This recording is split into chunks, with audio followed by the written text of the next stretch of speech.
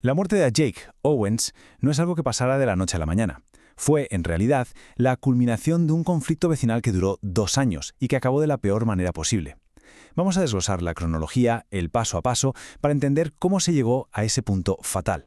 Hay que imaginarse la escena. Escuchar este grito desgarrador. «¡Llamen al 911! ¡Le disparó a mi mamá!». Esa fue la llamada desesperada del hijo de 12 años de Jake Owens la noche del 2 de junio de 2023. Pero ese grito no fue un hecho aislado, ¿qué va? Fue la explosión final de una disputa que llevaba años envenenando el ambiente. Claro, para entender de verdad lo que pasó esa noche, tenemos que rebobinar. Y bastante, ¿eh? Porque todo empezó mucho antes. Fue un conflicto que se fue cociendo a fuego lento durante 2 largos años. Entonces, ¿quién era Jake Owens? Bueno, pues en su comunidad de Ocala, en Florida, era conocida por ser una madre totalmente entregada. Su vida giraba en torno a sus 4 hijos. Su familia la describía como la mamá del equipo, esa que nunca se perdía un partido, siempre animando. Y tenía un sueño, que era montar su propio negocio.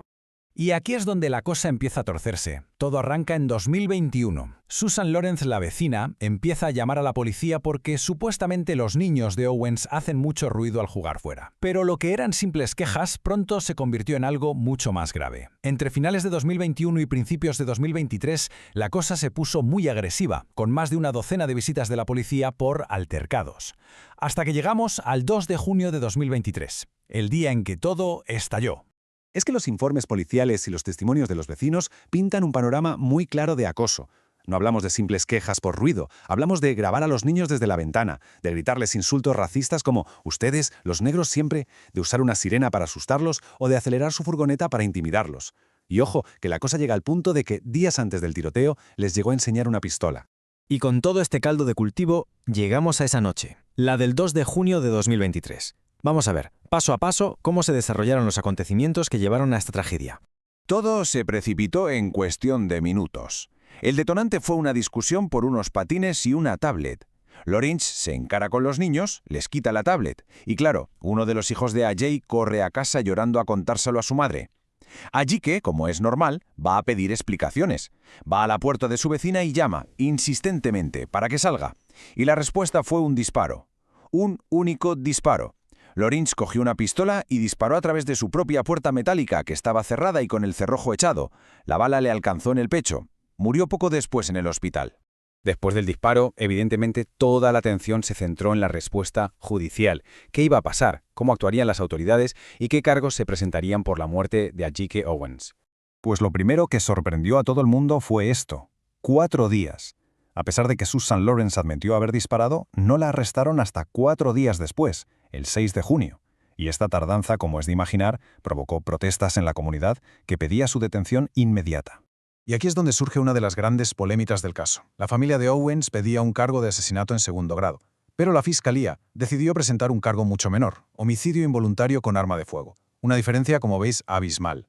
Ante la indignación general, la oficina del fiscal del Estado tuvo que salir a dar explicaciones, a presentar un razonamiento legal que, la verdad, no hizo más que avivar el debate.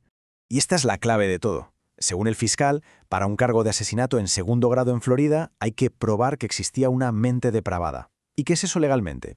Pues un desprecio extremo por la vida humana, casi como si tuvieras la intención directa de matar. Argumentaron que, aunque las acciones de Lawrence fueron terribles, no alcanzaban ese umbral legal. No podían demostrar, más allá de toda duda razonable, que ella quisiera matar a Owens al disparar a través de la puerta. Con los cargos ya establecidos, el caso fue a juicio, y la cuestión central se redujo a intentar averiguar el estado mental de Susan Lawrence en el momento exacto en que apretó el gatillo. La estrategia de la defensa se basó en una ley muy famosa y muy polémica de Florida, la Stand Your Ground. En esencia, esta ley dice que puedes usar fuerza letal si crees de forma razonable que estás en peligro de muerte, sin tener la obligación de intentar huir primero. La defensa iba a argumentar que Susan Lawrence se sentía así, amenazada de muerte. Así que en el juicio, todo se redujo a 2 historias opuestas. Por un lado, la defensa presentó a una mujer aterrorizada, que entró en pánico pensando que iban a derribar su puerta para atacarla. Por otro, la fiscalía desmontó ese argumento. Jake Owens estaba desarmada al otro lado de una puerta cerrada con llave. Su acción, argumentaron, no fue por miedo, sino una sobrereacción de pura ira. Al final, el juez Robert Hodges, al dictar sentencia, rechazó por completo el argumento de la defensa. Su conclusión fue tajante. La evidencia apuntaba que el disparo fue un acto motivado por la ira acumulada durante 2 años de conflicto y no por un miedo real e inminente. Y el jurado lo vio igual. El 16 de agosto de 2024, después de deliberar poco más de 2 horas, emitieron su veredicto. Susan Lawrence era culpable de homicidio involuntario con arma de fuego. La sentencia llegó el 25 de noviembre de 2024, 25 años de prisión. Una condena muy cercana a los 30 años de máximo que se pedían por la muerte de Ajike Owens.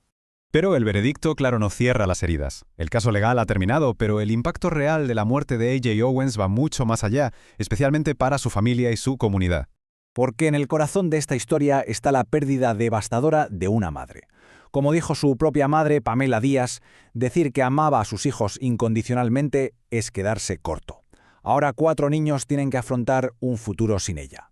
Para la familia, la verdadera justicia va mucho más allá de una sentencia de prisión. En sus propias palabras, la justicia implicaría abordar las cuestiones de fondo que, en su opinión, contribuyeron a esta tragedia: el racismo y las leyes de armas. Al final, el caso de Ajike Owens nos obliga a hacernos una pregunta muy incómoda. ¿Hasta qué punto las leyes de autodefensa, como la Stand Your Ground, protegen de verdad a la gente? O en casos como este, terminan por dar una especie de permiso para que la ira se convierta en violencia mortal. Es una pregunta que, trágicamente, sigue sin respuesta.